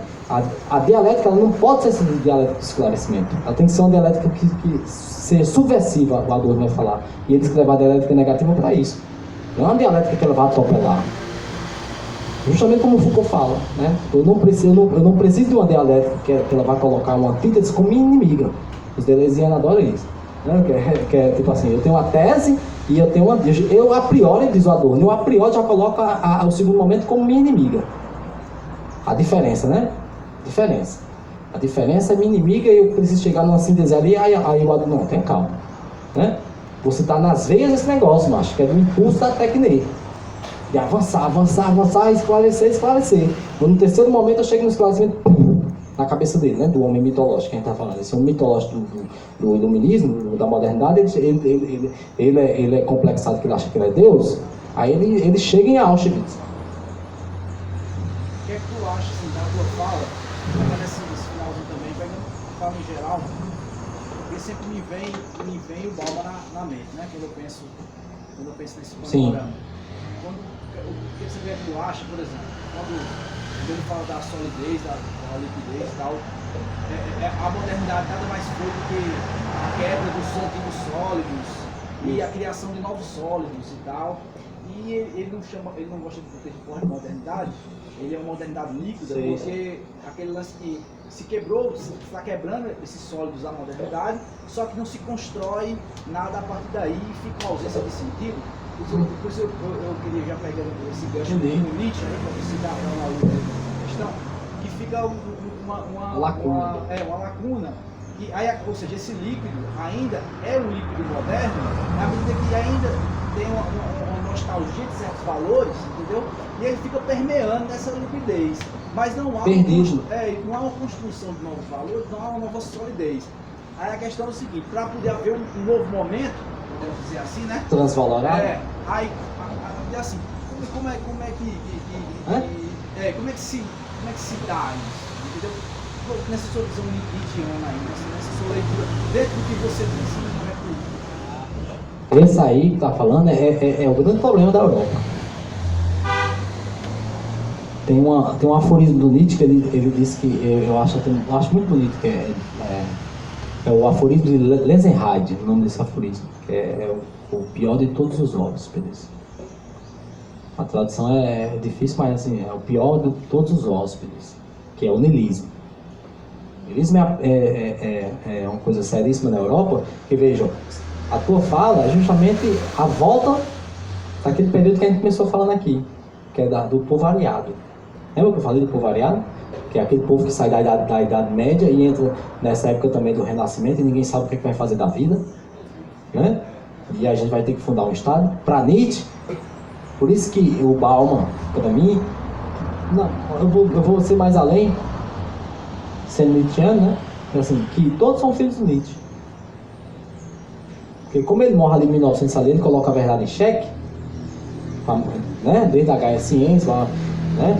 Ele vai colocar justamente, quebrar esse solo da modernidade, da verdade, do que pode ser indubitável, cartesiano.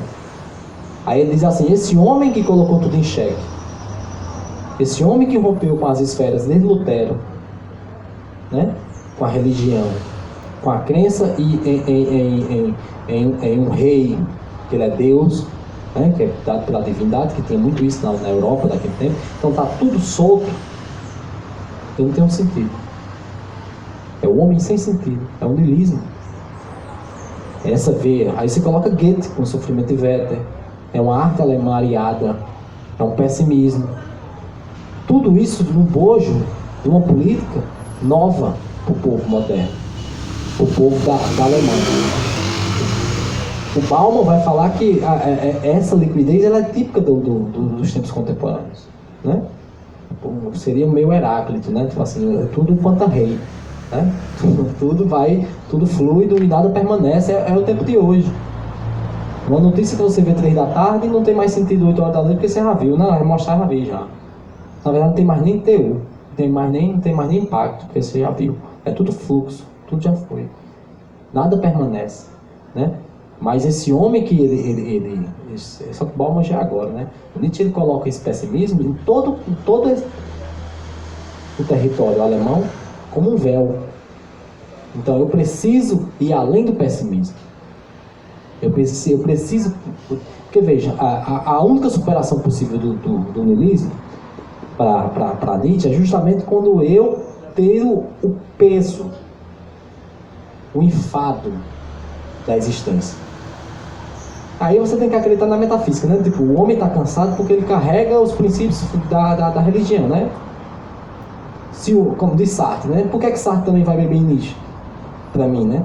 Quando ele diz que o homem está fadado à liberdade. Quem doa sentido é a Deus, cara. né? Desde Kant ali. A boa vontade, na metafísica dos costumes, ela é dada pela racionalidade, tudo bem, por imperativo categórico. Mas a lei moral ainda tem uma relação com Deus, a gente sabe disso, né? Até chegar o mal radical. Mas, assim, quando eu rompo, perceba sempre a história. Eu não coloque deslocado da história. Eu coloco uma época onde está todo mundo modificando a religião. Onde é que eu vou colocar o meu sentido? Se eu não posso mais colocar no Eidos, se eu não posso mais colocar em Deus, se eu não acredito mais nos poetas, e agora o Estado não está me dando certas garantias que eu gostaria de ter. Então eu estou perdido. É o homem perdido da Nietzsche. Queria falar? Não, mas pode falar. Era essa questão desse niilismo, tipo assim, quem doa sentido último, digamos, é a fé nessa entidade, que é uma construção, que é uma ficção. Assim como o Estado é uma ficção, assim como a razão é uma ficção, assim como a ética é uma ficção, né? Então, de certa forma, tipo, o esclarecimento não tomado fora dessas questões históricas, né, o esclarecimento, digamos, como a evolução da razão, vai cair no niilismo mesmo. Não seria isso? Cansaço. Perfeito. Ou na consciência de que tudo é uma ficção mesmo. Tudo é uma ficção. Uma ficção com conteúdo de realidade, no sentido de que a gente, né, tem as relações sociais, mas isso, o que fundamenta elas é a sua fé nelas. Em última análise, é a sua fé na ética, é a crença na ética, isso, que faz a ética, é a sua crença na instituição, é a sua crença no dinheiro que valoriza isso tudo dentro da realidade. E eu vou todo... Óbvio, eu estou citando mais ou menos Harari. Não, mas a gente está debatendo sobre Perfeito. A questão é que no Zaratustra, ele dá uma metáfora que é para explicar justamente isso. São 3 momentos do homem para ele. Que é o homem camelo, esse homem que o Léo está falando. Qual é do ponto de vista imagético, qual é a função da sua cabeça quando você pensa no camelo? Um animal no deserto que atravessa cansado, né? A gente geralmente pensa no camelo assim, a metáfora é essa para ele. O homem camelo é o homem que atravessa o deserto com um monte de peso nas costas. Esse peso é quem? São os valores. Esse é o primeiro momento. Até chegar na resolução. No primeiro momento o homem está enfadado, porque esse homem cheio de crença na instituição, na religião, nos valores estéticos da época, ele também já estava enfadado com Wagner, né? Estava cansado com essa arte, porque veja, a arte para ele é aquela arte maravilhosa, a arte grega, né? Uma sublimação de força que injetava energias no povo grego, sabe? Essa arte moderna não é arte para ele, não. Para a arte, para Nietzsche, é a arte grega. Então esse homem, esse novo homem da modernidade decadente, alemã, ele é um homem cansado, um homem do ressentimento, sabe? Um homem fraco para ele. Aí o homem fraco está Rousseau para ele, né? Está o homem do comunismo para ele, está o homem da religião, é ele, não eu, tô falando, né? Mas assim, a rigor, esse homem que nivela, faz um nivelamento, que pegaram a regra e passou todo mundo igual, sem distinções. Para ele é essa régua que vai, macho, faz uma fila aí, vou passar uma régua aqui, as vontades vão ser recalcadas, vai, próxima fila, passa, entendeu? Então eu estou passando uma régua aqui, estou nivelando. O homem do nivelamento, o homem cansado, ressentido, o homem fraco, até chegar no segundo momento, que é um homem mais ou menos aceitável, que é o homem leão, que é o homem forte, né? Nos Zaratustra que vai falar isso, é o homem que começa a aceitar a vida, enfrentar, porque veja, a vida é a instância, que é uma espécie de uma ideia regulativa. Depois eu vou entender o que é que chamar de vida. É mais ou menos isso. É como se fosse um telos fundamental que não pode ser alienado. A vida é o princípio fundamental, né? Que se eu coloco em xeque, porque veja, valores que depreciam a vida, eu sou um homem do ressentimento para ele, um homem do cansaço. Um além, eu coloco um além. Lembra de Platão? Coloca um além, um porvir, sabe? Aí a vida, sabe, vai ser sempre uma vida reativa, nunca uma vida ativa que vai, né? E aí, porque ele sempre pensa nesse negócio do homem, desse homem guerreiro, né? Não estou dizendo que é uma defesa dele, né? Mas o homem, na genealogia da moral, o homem bom em latim, bonos em latim é guerreiro, né? Ele faz essa ressalva na genealogia da moral, 1887. Porque veja, tem uma relação na obra de Nietzsche, que é Assim Falou Zaratustra, Para Além do Bem e do Mal, 1888, Zaratustra 82, as 4 partes, ele vai lançando, vocês sabem que Zaratustra é lançado com o dinheiro dele, né? Ele junta o dinheiro dele, vai pagando parte por parte, são 4 partes. Então, ele lança, então essa só resolve na genealogia da moral, né? A questão desse homem que vai superar o niilismo. Quando ele chega em 87, né, que já está preocupado com o niilismo, né, que é o final do livro, a última página do livro é esse homem que diz: o homem ainda vai desejar o nada, nada querer. O homem que deseja o nada é o homem niilista, porque a vontade é sempre uma vontade de. É o homem que não delibera. O homem que quer o nada é aquele homem do ressentimento. Quando eu digo nada, não é um nada abstrato, sabe? São coisas que não têm expansões, que não têm florescimento. A palavra é essa, não tem florescimento da vida. Esse homem, ele não consegue se tornar o terceiro momento, que é o homem criança. É a metáfora da criança, que é o homem da leveza. É o homem que superou as teias do ressentimento, desse peso do pessimismo, porque tem muita poesia pessimista, bicho, na modernidade, tá por fora. O Alex deve saber melhor que isso aí. A literatura dessa época. Eu até falei qual é o impacto do sofrimento do jovem Werther. Me explique aí, vocês sabem da história. O impacto que chegou até a ser proibido na Alemanha, né? Em alguns países da Europa, o livro do Goethe, pela onda de suicídio que causou, né? Então esse homem cansado, enfadado, ele estava super preocupado. Mesmo o amor, quando eu coloco o amor acima da vida, pegando o Werther como decadente, está errado. Perceba como um imperativo moral a vida. Aí você vai entender. Sabe? Isso. Meio caminho, né? Absurdo, né? Mas você falou aí desse panorama, você citou muito Baudelaire, né? Os companheiros do Baudelaire ali, Mallarmé, Oberlin, sabe? Vão traçar essa França decadente a partir da poesia.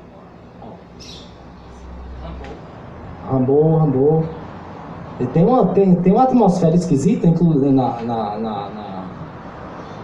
eu só pensar aqui, que depois dessa ressaca francesa, vai ser em Portugal já, no caso, o Fernando Pessoa, com seus múltiplos, né, com seus fragmentos de Eterônimo, também cantando essa decadência. Seria aquela separação do todo, né? Que para ele seria... Porque o problema são as separações que ele não entende, né?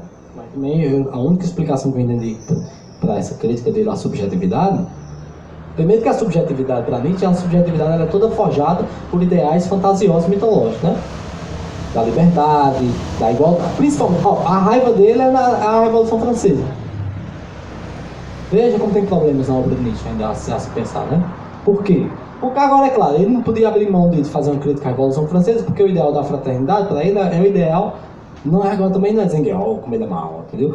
Né? Até porque eu já estarei fazendo uma leitura todo envolto, né? Mas assim, a fraternidade no sentido daquele homem cristão, nada mais cristão do que a Revolução Francesa para Nietzsche.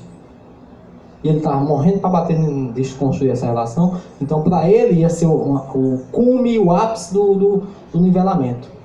sabe?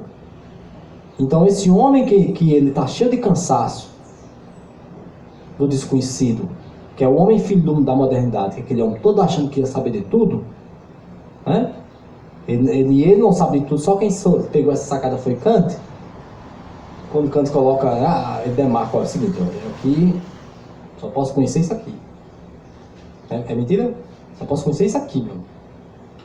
Até uma das categorias podem me dizer onde eu vou, né? Vamos acabar com a filosofia dogmática, a metafísica dogmática, e eu posso conhecer até aqui. E o homem está querendo achar que vamos saber tudo. Então esse homem do desconhecido, esse homem fica aliado, esse homem fica perdido na arte, fica perdido com a arte que não sublima mais uma vida forte, né? Uma política cansada, enfadada, um medo do desconhecido. Isso é 1887 para ele, né? Aí ele disse, eu vou escrever sobre Wagner. Aí escreveu o caso Wagner, né? Porque está preocupado com a arte alemã. Aí ele não consegue se tornar a criança do Zaratustra de 82, que é o homem que não está mais ressentido, é o homem leve que aceita uma vida para ir, né? O novo, o homem transvalorado, o homem que não é mais camelo. Eu só posso ter um novo homem, né? Um homem forte, se ele é um homem rejuvenescido.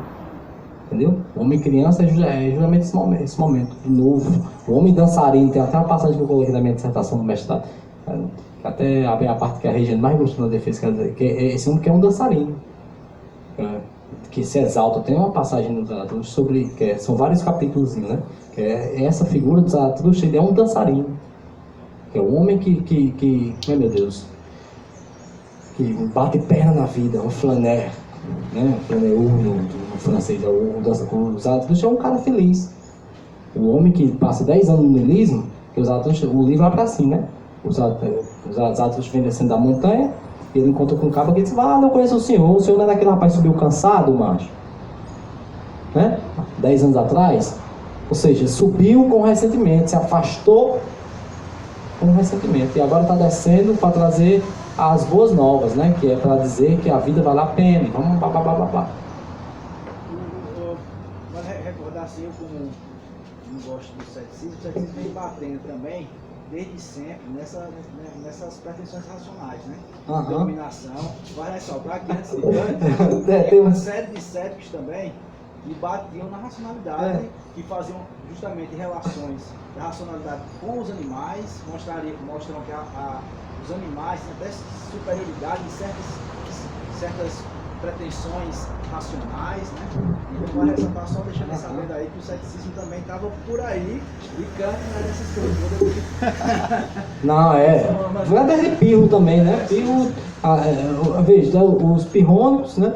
E os coitados dos gregos são muito subestimados, até por isso que eu comecei a falar aqui antes de chegar, elogiando a busca pela explicação das coisas, não a cosmologia, porque a cosmologia já é o passo à racionalidade. O velho Sócrates, meu Deus, morreu pela racionalidade. Não dá para dizer que a modernidade todo mundo é superior, não. Tem calma que tá lá. Os pirrônicos colocam em xeque, a crítica de Hume à ciência, né? As pretensões científicas, metafísicas, né? Hume tem a crítica ao método científico, tem toda uma crítica à racionalidade também. Aí essas pretensões racionais, não nem a racionalidade em si mesmo, mas essas pretensões exacerbadas que extrapolam qualquer limite. Se a gente pensar da filosofia, principalmente o pessoal da filosofia da ciência, pensasse em Auschwitz, a gente gostaria de colocar mais em xeque, né? Não dá para ficar só né? Já, enquanto Nietzsche vai dizer que tem que colocar em xeque a Revolução Francesa, os princípios da Revolução Francesa, de igualdade e fraternidade, Hegel vai dizer o quê? Que ali é onde a razão está mais esclarecida, né? Que ele vê Napoleão, ele vê a razão a cavalo, né? Vai dizer, né? Fala isso, né? Então, assim, porque Hegel está todo feliz com o Estado mesmo. A única coisa que ele achou bacana foi o Estado moderno. Já que a gente está colocando em xeque, coloca em xeque também a escravização dos seres humanos e Hiroshima. Hiroshima, né, cara? Foi rápido em Hiroshima que não vai tirar esse peso da responsabilidade humana. É isso mesmo, cara. Por isso que eu falei do texto do Marcuse, a responsabilidade da ciência. A ciência ela tem que ter, sabe, tinha que ter. Porque agora como é que você controla? Qual foi o debate um dia desse sobre Trump? Né? Porque, mas, falta 6 dias, macho, pro cara sair, o povo quer fazer um impeachment no homem. Ô, povo besta. Povo besta não, macho. O cara ainda tem acesso a um botão. Se ele apertar aqui, pode soltar uma bomba, se ele ficar com raiva. E aí? Descontrolado, doido daquilo, sabe? Por quê? Porque a técnica é isso, cara. O esclarecimento é isso. O imediatismo, sabe? Não tem mais mediação, sabe? O botão de acionar. Não existe mais uma terceira guerra mundial. Aquele clichê de Einstein que dizem, né? Que eu não sei como é que vai ser a terceira guerra, mas a quarta guerra vai ser com pé de pau. Meu Deus. Quem dá muito aula no ensino médio sabe disso, né? Mas enfim. Mas é porque o esclarecimento, se o cara pegasse a nossa fala aqui, ele entender essa frase. Não tem como ter terceira guerra. Terceira guerra mundial é só isso, macho. Terceira guerra mundial é só botão. O povo fica falando em exército, o exército, o show é drone, macho. Desde Obama, tá filmando, eu sei. Mas desde Obama tem esse negócio. Eu já nunca vi nesses vídeos, não. Ali é o auge do esclarecimento. O cara tá com o inimigo lá no Iraque, bota o drone. E aí? Entendeu? A sociedade esclarece. Até qual é a responsabilidade da ciência? Né? Como é que eu posso pensar? Ao passo que eu também tenho que bater palma para a ciência do esclarecimento, que é a das vacinas, das curas, que não é nosso debate, que eu acho que a priori já se pressupõe que eu concordo com todos os elementos fundamentais da ciência, que ninguém é doido aqui. Que nós estamos querendo colocar em xeque até onde, e concordando com a Adorno, é onde a racionalidade também chegou. Por isso que a pós-modernidade vai ficar surtada com isso, né? A preocupação com a existência, sabe? O homem da técnica, onde fica a espiritualização, né? A expansão de tantas religiões, de tantas formas de meditações, né? Porque o que é isso ainda? O filósofo é a busca pelo sentido, como diz Nietzsche. Eu preciso de um sentido, né? A queda da metafísica para Nietzsche é a perda também do sentido. Deleuze lá no aquele livro famoso dele sobre Nietzsche, ele vai colocar 1000 proposições sobre o que é o niilismo, né?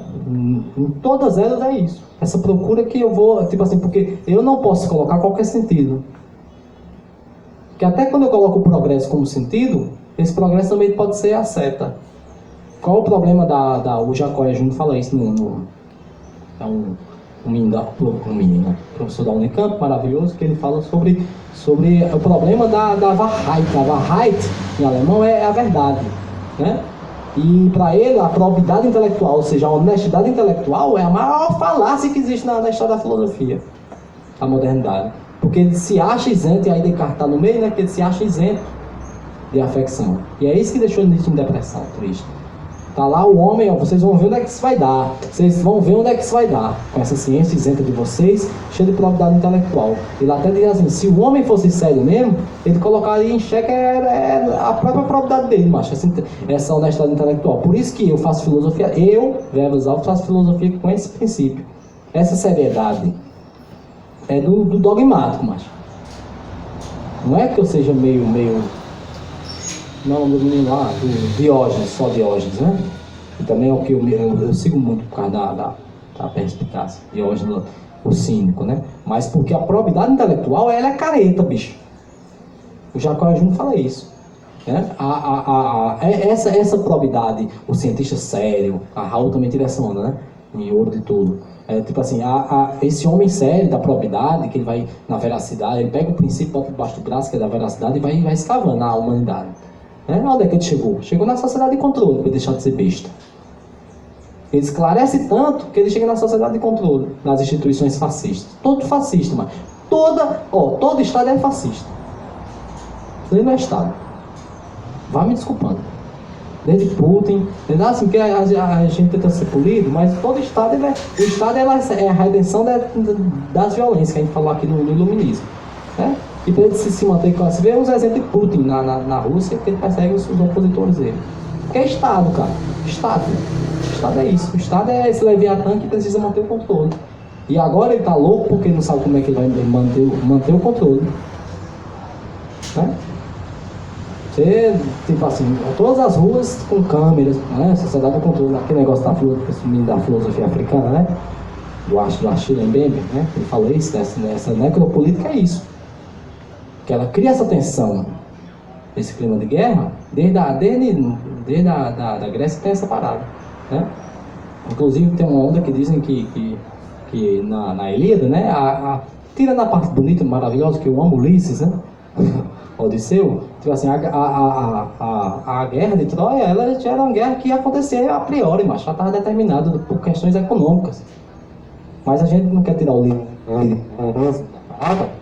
a gente não consegue deixar de achar bonito da Penélope, né? Mas assim, já tinha outras relações afetivas que iam causar guerras na Grécia. Então assim, a gente não pode esquecer de colocar em xeque o que é mercantil, o que é controle. A sociedade esclarecida é a sociedade que vai estar assim, e isso é o grande grau da modernidade, da pós-modernidade, que eu não entendi antes. Entendeu? Eu não entendi a graça da pós-modernidade porque os caretas não entendem como é necessário estudar Foucault, como é necessário estudar Sartre, né? Que é recente, cara, 30 anos atrás, 40 anos atrás, os caras já estavam vendo o menino lá da França, o Sociedade de Espetáculo, que o pessoal da UES gosta, né? O Guy Debord, né? Que é sempre na Mimesis, né? A gente só trabalha na Mimesis agora, que a gente não sabe. Isso é um problema sério na COP, né? Só passo o dia vem na COP da cadeira, aí volta pra caverna, mentira minha, passo o dia vem na COP, como Platão falava na caverna, vem nas COP das coisas, COP de futebol, COP de cadeira, COP de guitarra, não vê mais a coisa, entendeu? Porque é tudo espetacular. O capital ele transforma em mercadoria, né? O capital ele vai transformar, isso é a parte que eu gosto dos marxianos, dos marxistas, como queiram chamar, que é justamente essa sacada da coisificação. A sociedade do controle é quando ela justamente coloca até a tua liberdade como objeto. Coisificada. O sonho é projetado. Não sei se é o Durkheim que falou isso assim, até o sonho ele é projetado no capital. Sabe? Até o sonho é projetado. Que é isso que a gente está falando da mídia digital. Vamos projetando o sonho porque você é um objeto, você é uma mercadoria. Entendeu? E aí, quem está por trás disso aí, desse objeto coisificado, é o Estado. Que a gente defende. Não, porque o Estado é de esquerda, cara. Então o Estado é Estado, cara. E aqui nós vamos aqui controlar vocês aqui, porque eu preciso, até preciso de uma esquerda. Né? Como se fosse tudo com uma Matrix, bicho. Né?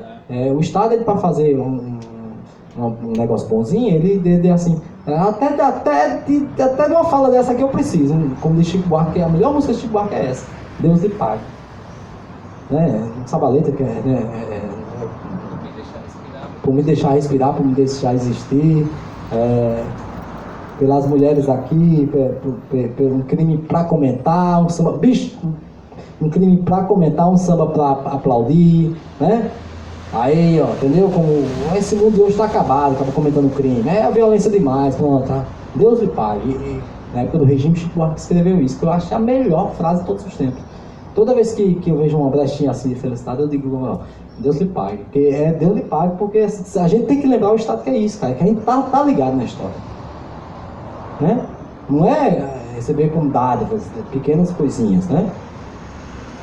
Até o que a filosofia tem a acrescentar a você é só essa dúvida. Né? Tá aqui mais ou menos um governo progressista, tá bom não, mas pra tu vai ter aí um negócio aí da esquerda aí, tem um evento aí de música alternativa, tá bom não? Pra tu aí, tu com uma saia rodada, um casal gay ali se beijando. Aqui é livre, mas aqui é um país livre, uma república, uma res pública, coisa pública. Aí o cara mesmo, realmente nós temos um... Não tem, cara. A rigor não tem. Porque é a sociedade da vigilância. Entendeu? Que você não pode mais ficar offline, você não pode mais, entendeu? A não ser que batam com Kamala Harris agora e Biden, que você vão ter mísseis LGBTs, né? Tipo assim, agora sim, vamos fazer uma política de imperialista, mas com o primeiro-ministro trans. Sabe? Assim, tipo assim, finda sendo a mesma coisa, só que maquiada, reformulada. É aí que entra o termo reformistas. Reformista é isso, a gente vai reformando e achando que na sociedade de controle tá minimamente. A universidade é maravilhosa, tá me desculpando na verdade, mas por Foucault não é, entendeu? Porque é uma mecanismo de controle, né? A polícia, mecanismo de controle, várias coisas, a própria arte como mecanismo de controle, né? Lições que são passadas pra gente no patriarcado, e a gente não consegue se esquivar disso. Assim, como que é a grande falha do pensador brasileiro é essa, que não consegue se dar conta, mas que é tudo engessado, articulado, até a filosofia, até a forma de pensar em português é uma forma careta, macho. Para terminar dizendo o que eu penso mesmo, então, assim, até a forma de se pensar em português é careta, que você não pode pensar sobre os pensadores. Só quem pode pensar sobre os pensadores é quem é eurocentrista e branco. Só quem pode pensar sobre os pensadores é um Habermas da vida. E a gente, por isso que agora a filosofia africana está crescendo. Porque a gente nasce achando que a filosofia é um crime dizer que ela não nasceu na Grécia, né? Não, nasceu na Grécia. Não estou querendo roubar o mérito dos gregos, não chore não, né? Só estou querendo saber se existiam pessoas que pensavam fora da Grécia. Vai morrer por causa disso, né? Manfredo dizia assim, os pensadores brasileiros têm vergonha de citar o outro colega. Manfredo falou, Manfredo é o melhor que eu já vi, cara. O pensador brasileiro ele tem vergonha de dizer que foi pego lendo um livro do colega, né? Porque ele tem que ser pego lendo Habermas, Platão, porque ele fica com vergonha. Deixa que tem tanta gente maravilhosa e hoje acabou, cara. Os meninos que estão detendo conhecimento são os youtubers, tomando teu lugar aí na caretice aí, tá com 12 anos aí fazendo vídeo aí, ganhando dinheiro, ensinando o que é o mundo aí e dizendo, inclusive, até dizendo que Machado de Assis não tá prestando mais. Essa questão que o Renato Nogueira, que é um pensador de filosofia lá do Rio, né?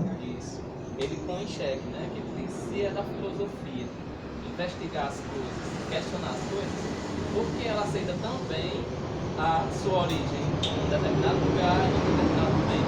Isso, é um lugar de fala. É um lugar de fala. Ele fala isso mesmo. O lance da filosofia africana, que o povo fica doido.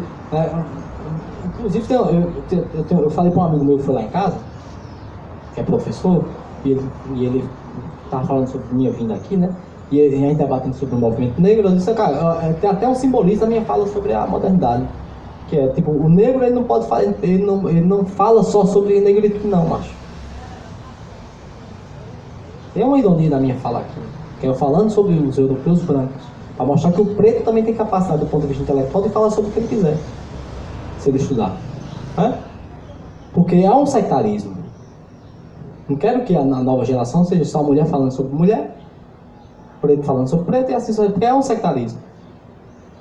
O homem enquanto negro, ele também tem poder intelectual, e isso o movimento negro às vezes está esquecendo, sendo sectário, ele se fechar na parada. Como Milton Santos, que é Milton Santos, estava na Sorbonne. Uma das facetas do movimento. Não, assim, uma das partes, né, da nossa galera, né, tem que aquilombar, mas tem que, entendeu? Não dá para deixar porque tem um teor político nisso. Milton Santos já falava isso, cara. Milton Santos, ele falava, tem no YouTube ele falando aí, veja, meu amigo, olha, se eu vou pro movimento, for para brigar, para continuar na mesmice, todo mundo já sabe, cara, que o movimento, que o preto, ele é oprimido. O que é que eu posso fazer? Eu quero um movimento, por isso que eu falo sempre do movimento dos Panteras Negras, do pessoal norte-americano, que é da construção da apropriação do capital. O movimento negro norte-americano é rock and roll, meu amigo, no sentido de participar da coisa. O movimento dos negros luxuosos. É mentira minha? Pega Snoop Dogg, pega o pessoal da NBA, as meninas, Beyoncé, a Rihanna. Não é negócio de você movimento negro só para quilombar, não. Aqui, ó, epa. Né? Nada mais marxista do que isso, né? O marxiano. E subversivo para mim. Se o trabalhador tudo produz, aí tudo pertence. Essa é uma sacada que a gente fica enraizado num negócio arcaico. Que é justamente o que o capital quer. Quer aquilombar? Vai lá, aquilombar aí, ó. Vai gastar? Vai não. Então tá massa, pode dançar ali. Aí, só que na hora que você quiser aquilombar, mas quiser entrar no escritório, ser chefe do departamento, peraí. Aí aparece Paulo Guedes. O Preto Zezé, o Emicida, tá fazendo exatamente isso que você tá dizendo. Justamente se apropriando do seu lugar e da batalha, e não aquilombando. E ainda são criticados por isso. São criticados, são negros vendidos. Então, Jamila, né? Não, Jamila apanha demais, bicho. Jamila... Vendendo livro? Como assim? Não, era pra doar. Não, ela dando... me reclamaram porque ela presta assessoria pra uma empresa. Eu digo, mas o azar é meu que não fui chamado. Você vem liga pra minha mãe pra você ver uma empresa aqui que tá precisando de assessoria aqui, mas é branca. Eu digo, rapaz, vai pagar quanto, né? É essa mentalidade que não interessa, que lá nos Estados Unidos, bicho, ó, tem uma parada nos Estados Unidos que é na 1930, que eu esqueço o nome, que era a Wall Street Black, né? Que os caras montaram uma cidade dos pretos, saca? E os caras estavam na época da segregação. Tem um movimento chamado Harlem Renaissance, né? Que é exatamente a renascença do Harlem, mas aí Isso. o Harlem negro, não sei se é isso que tá... Era uma cidade que tem aqui o nome aqui, depois eu posso até pesquisar, mandar no direct para vocês, que é justamente essa cidade, que é uma cidade construída pela Wall Street Black, aonde a KKK, né, a Ku Klux Klan, estava sempre para incendiar o povo e os caras criaram, mas até que criaram uma guerra lá, um motivo com um cara lá, que inventaram um assédio, e ele foi lá, e tudo que os brancos queriam para incendiar a cidade dos pretos em 1930 e pouco, queimaram a cidade toda dos pretos. Tipo a Grécia, né? Inventaram justamente a questão moral na Grécia, que da menina que foi roubada, né? Mas enfim, de todo jeito, o preto, desde 1930, nos Estados Unidos, já está se apropriando desse capital.